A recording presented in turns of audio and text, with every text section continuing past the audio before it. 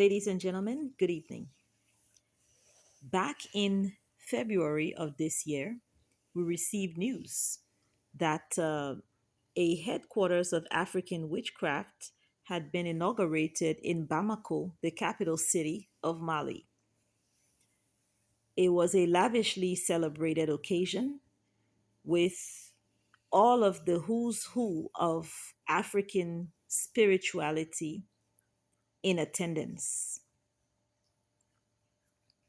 And there were high hopes as to what this headquarters of African spirituality could accomplish, not just for Mali, but for the continent of Africa.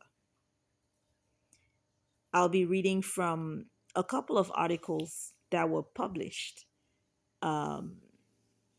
when the headquarters was inaugurated. A massive 500 million CFA Center for Witchcraft Education and Practice was recently opened in Bamako, Mali, causing a thunderclap in the African occultist landerneau. With the backing of the most powerful people, this contentious endeavor seeks to unleash the magical potential of the continent. At the inauguration of Mamadou Babou Nyang, the well-known Marabout known as the Pope of African Witchcraft and the project's initiator, it was proclaimed, quote, "The African Witchcraft Center will be our spiritual atomic bomb to free the continent from the cheek of hostile powers." I'm going to read that again. At the inauguration of Mamadou Babou Nyang, the well-known Marabout, known as the Pope of African Witchcraft, who is also the project's initiator, it was proclaimed, quote, "The African Witchcraft Center will be our spiritual atomic bomb to free the continent from the cheek of hostile powers." An ultra-modern facility devoted to the study of occult sciences constructed across a 500 square meter plot on the outskirts of Bamako. This ultra-modern structure consists of an imposing edifice with lecture halls, classrooms, and laboratories devoted to alchemical techniques, as well as a large hall for the exhibition of artifacts. Nonetheless, ancient features like protecting statuettes and symbol adorned walls are incorporated into its modern construction. This cutting edge African Witchcraft Center, with its pharaonic budget, has the best tools for teaching magical sciences, giving future generations access to ancestors' secrets. Mamadou Babou Nyang claims that the goal is to demystify some stereotypes and unleash the continent's full magical potential, which is capable of rivaling the greatest powers,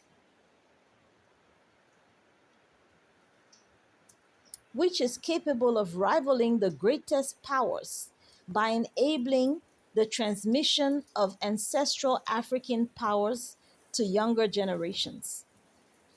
The best master sorcerers on the continent, who zealously guard information that has been accumulated over millennia, will be welcomed to the center, aiming to be a melting pot of innovations serving the development of Africa. This institution of witchcraft relies on its outstanding esoteric capital, far from being cliche. This is from the 20th of February 2024. That's this year. This is from a website called All Schools Labs.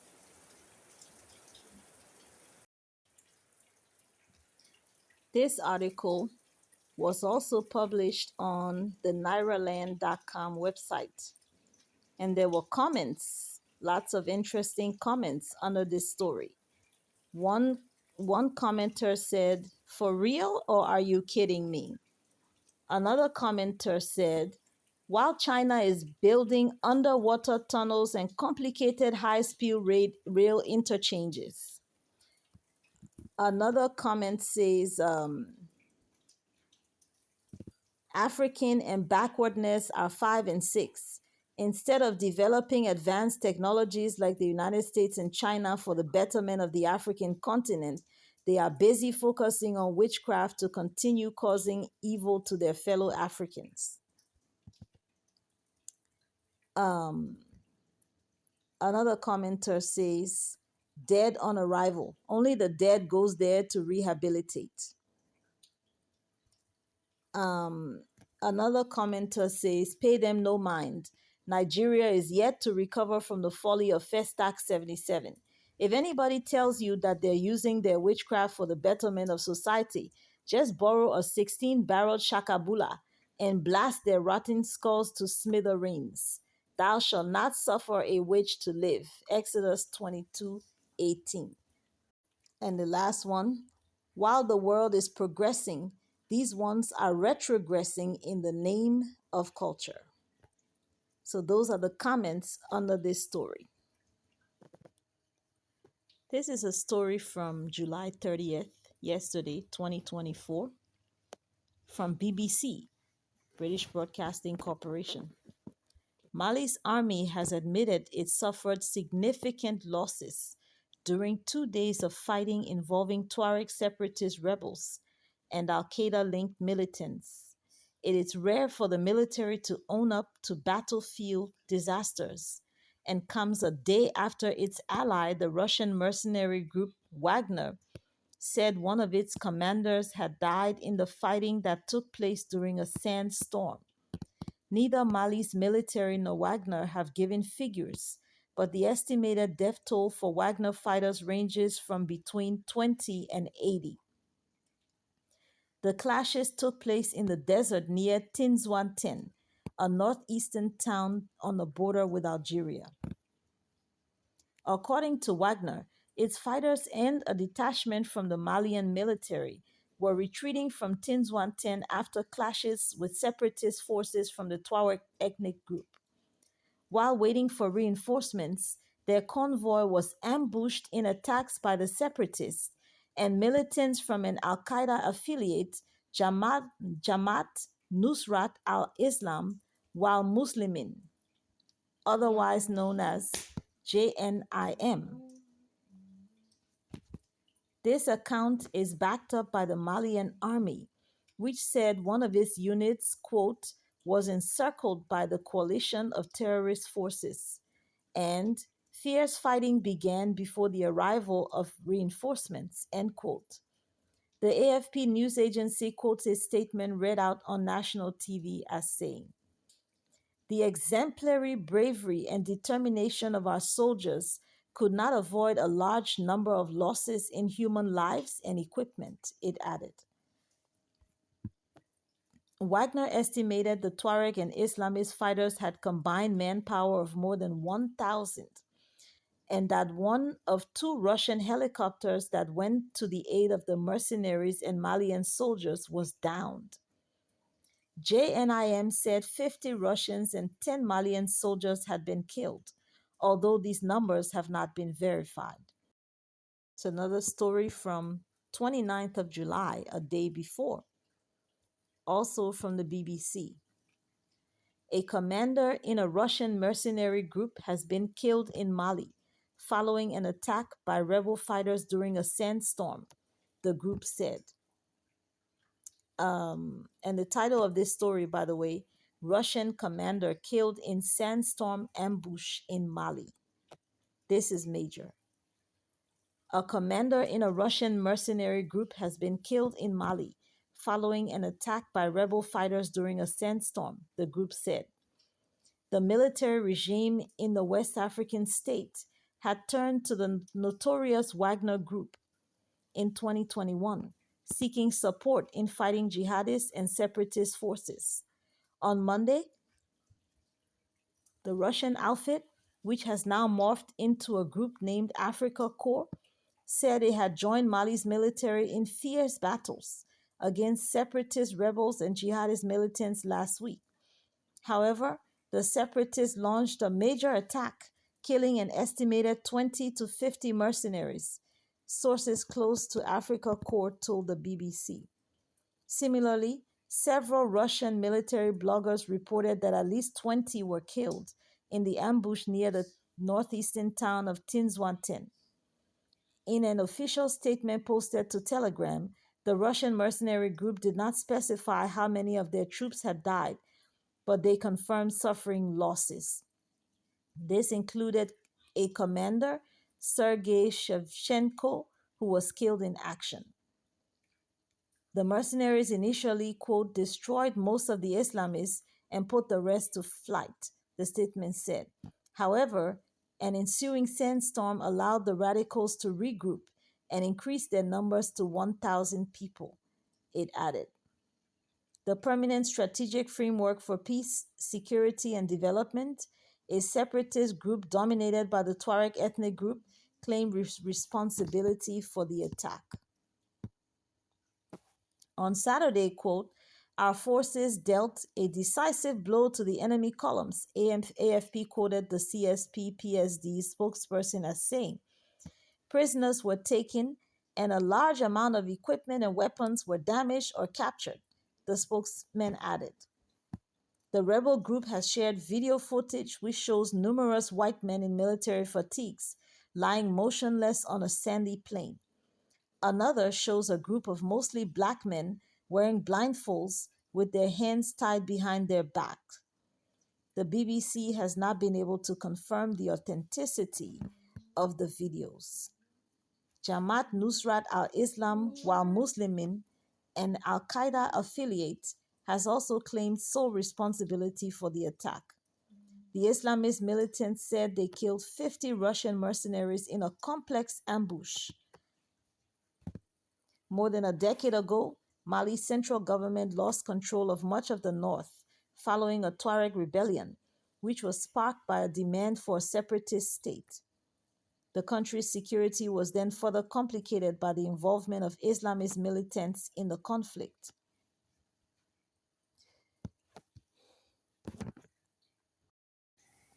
Now, here's the unfortunate part. The entire landmass that you see pictured in green is actually the nation we know as Mali.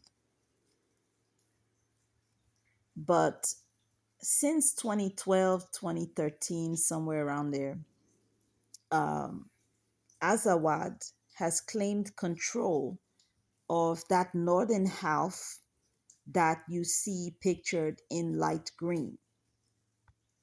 That means Assimi Goita's government, the leader of the new um, Malian government, Assimi Goita's government is fighting to regain control of northern Mali and is coming up against stiff resistance from rebel groups, Tuaregs, and others. Ever since the AES um, joined together as a body, meaning Burkina Faso, Mali, and Niger, they seem to be making progress. Um, and most of the world, at least the global south, was rooting for them. All of a sudden, I remember where I was when I heard back in February that the government of Mali had inaugurated a headquarters of sorcery, witchcraft, otherwise known as African spirituality. And I was shocked. And the first thing that came to mind was this is not going to be good. This is a wrong turn. And I remember the YouTube channel that first published the news. They may have been the only ones that published the news of that headquarters being inaugurated. And I remember commenting on their channel. under that video. And this is what I said. I can tell you right now, this is a wrong turn. The Lord is going to hand him over to his enemies until he realizes his mistake. This is actually the fastest way to lose the battle against France. And of course, there was a lot of pushback. If you look at the very last comment down there, you'll see the response from the actual owners of the channel. And they said, "We wait on the Lord of our ancestors." So now, here we are. We are in August, pretty much. And things have taken a left turn, a downward spiral for the nation of Mali. This is most unfortunate. This is not something I rejoice in. It's very, very unfortunate because, as you know, I'm the biggest fan of the Alliance of Sahelian States. But Mali has to get it together. You know, I encourage you to watch the last video that I posted. It's titled "The Sorcery That Rules the World." And in that video, I talk about how it's not by sheer imagination or head work or sheer ingenuity that the West has ruled Africa for so long. They themselves are doing sorcery. And I show the pictures, I show the video, I show the evidence of how world leaders gather every year at an altar to get instructions, to get directives from dark powers in terms of what the next steps are going to be. And they get authority, they get power to be able to subjugate the global south, the rest of the world. And so I asked the question in that video, where are they getting their powers from? We here in Africa want to call it African spirituality, but it's not African. That spirituality comes from deep in the dark world. And the dark world exists outside of Africa. The dark world exists outside of the planet Earth. So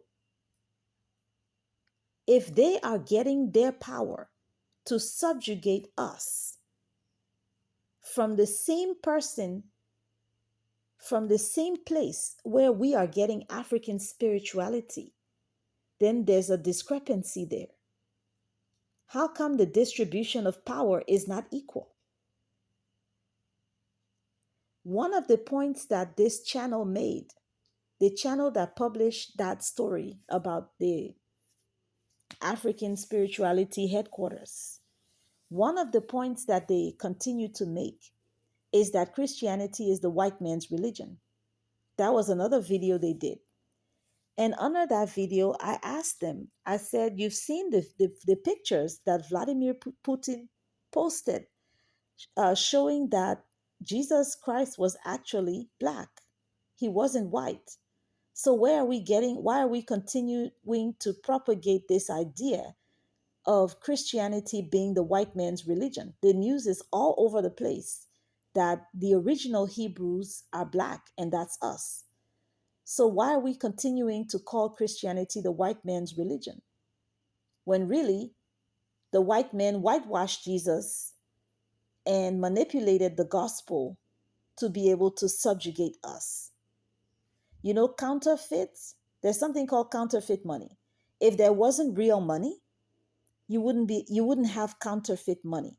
People only counterfeit something that has value. And that's what the white man did. He counterfeited Jesus and he counterfeited the gospel.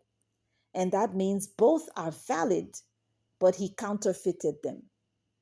And so, by reason of the counterfeit, we have completely negated the idea of Jesus or the gospel. And the worst part about it is that Jesus Christ, the reason why you see the world continuing to attack Christianity more than any other religion, is because the devil knows that Jesus Christ is the only one who has ever defeated him. And Jesus Christ defeated the devil at the cross 2,000 years ago. The Bible says he went down to hell and took the keys. He preached to principalities and powers, and he took the keys of hell and death. They know that. We Africans are the only ones that don't know that, but they know that. That's why they keep telling you, this. And they're perfectly happy for you to believe in your African spirituality. They're perfectly happy for you to believe that the trinkets of power that the devil gave you here in Africa compared to the tremendous power that he gave them. They're happy for you to believe that your trinkets in power can save your trinkets of power can save you from them.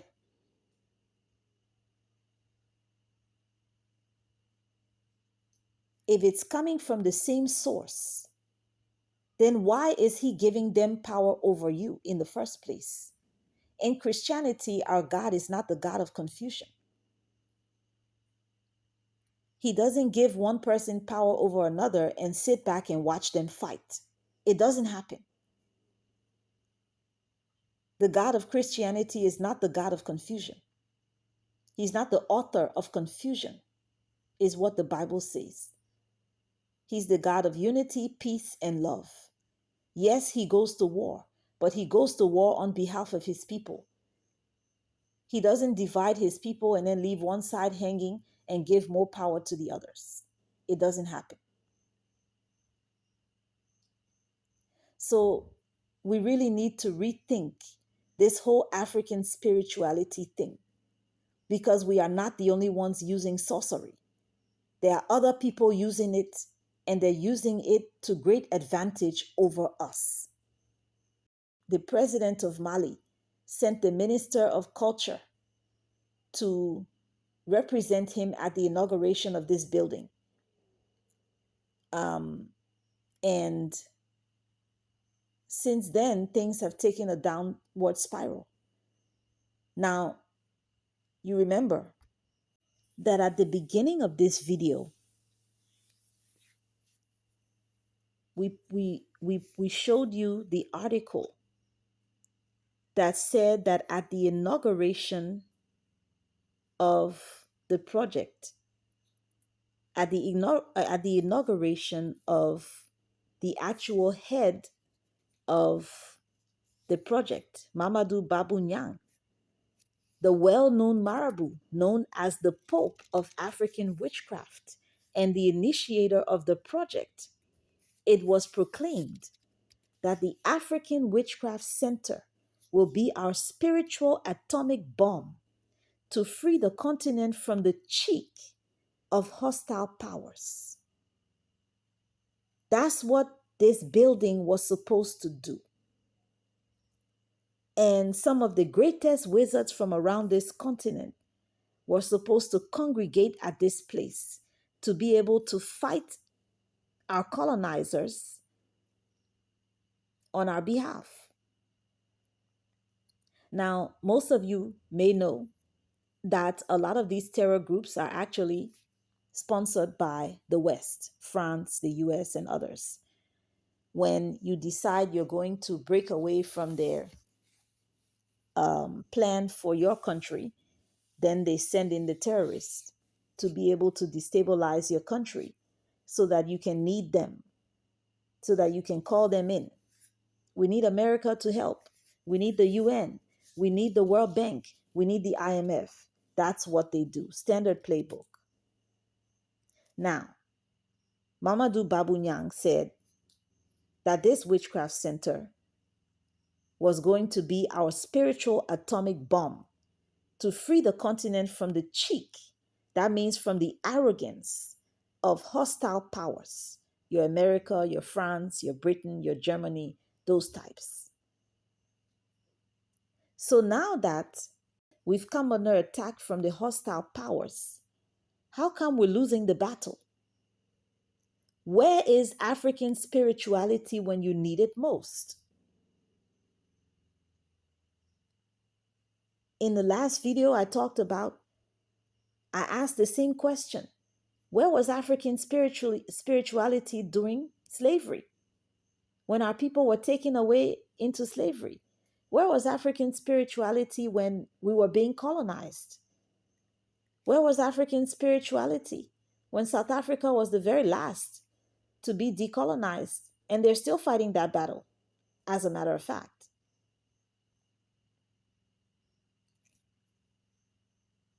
Inequality still looms large. Most of the country's wealth is still in the hands of the whites of South Africa. Where was African spirituality in the midst of all of the battles that we have fought on this continent? And we're still at the bottom of the totem pole. Like, what's going on? So I think we really need to look at this critically and understand that there's a discrepancy here. There's a disproportionate distribution of power here from whoever it is that is distributing this power of sorcery, because we're not the only ones that are using it. Our enemies are using it as well. And so in the last video, I offered a solution. I said we need power to overcome that which our enemies are using against us. It's not sheer education, it's not sheer intelligence. They are using sorcery as well. The evidence is there. And so what do? We need power that is greater than theirs. You don't even want power that is equal to theirs. You don't want power that is equal to theirs. Then it's a 50-50 chance as to whether you win or lose, as to whether they win or lose.